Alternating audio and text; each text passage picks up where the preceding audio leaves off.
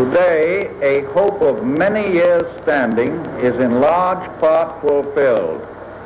The civilization of the past 100 years, with its startling industrial changes, has tended more and more to make life insecure. Young people have come to wonder what would be their lot when they came to old age. The man with a job has wondered how long the job would last. This Social Security measure gives at least some protection to 30 million of our citizens who will reap direct benefits through unemployment compensation, through old age pensions, and through increased services for the protection of children and the prevention of ill health. This speech, given by President Roosevelt on August 14, 1935, marked the inception of the Social Security Act. Originally, the Social Security Act had one main purpose, which was to give paid retirement benefits to workers that were over the age of 65.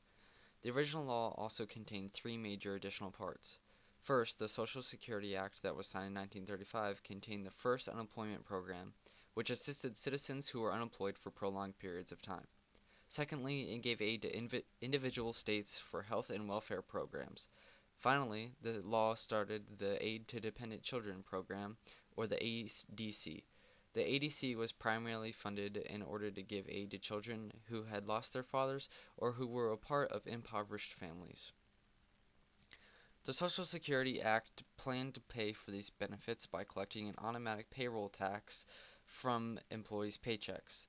The first of these payroll taxes was collected in January of 1937, and the first lump sum payment was made in the same month.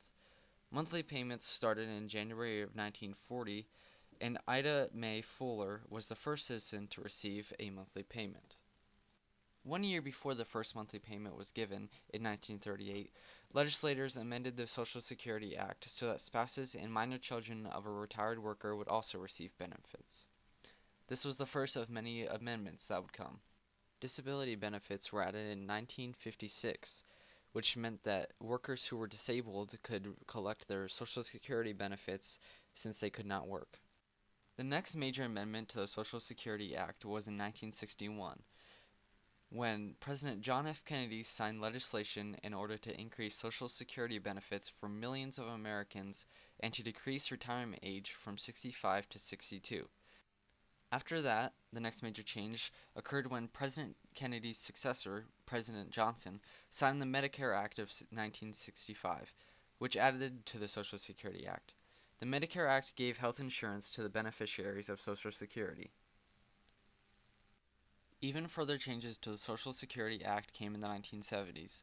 In 1972, legislation was passed so that automatic cost of living adjustments were made to the benefits received by beneficiaries.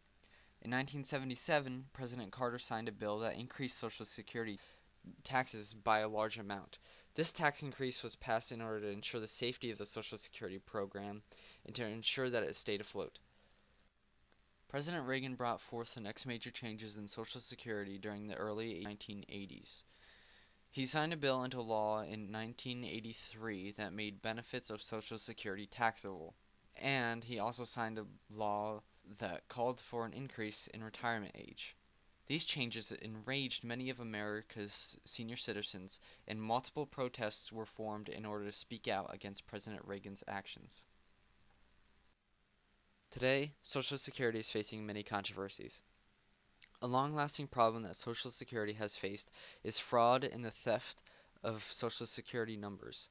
These white-collar crimes affect many people on a daily basis and result in criticism of the Social Security program as a whole. However, the most prominent problem that Social Security program faces today is the financial instability. As a result of the government taking money from the Social Security program for an extended period of time, funds within the program will begin to run low. Basically, the Social Security program is spending more money than it is bringing in, and this causes serious problems for those who expect to retire in the coming years. It is up to current legislators to fix these issues that surround Social Security in order to ensure benefits will be received in the future. Overall, Social Security has paid over $11 trillion in benefits from its inception in 1935.